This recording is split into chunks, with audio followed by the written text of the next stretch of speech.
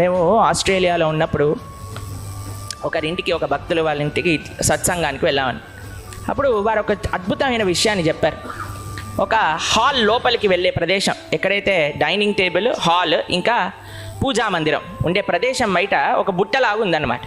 మేము అడిగాం, ఏంటమ్మా ఈ బుట్ట అని అంటే, ఇది ఫోన్ స్టాండ్ ప్రభుజీ అని. ఫోన్ స్టాండ్ ఏంటమ్మా, చెప్పుల స్టాండ్ విన్నాం కానీ అని అంటే, ఏం లేదు ప్రభుజీ, ఎలా అయితే ఇంటి బయట చెప్పులు వదిలేసి ఇంట్లోకి వస్తారో అలానే మా ఇంట్లో ఒక నియమం ఉన్నది.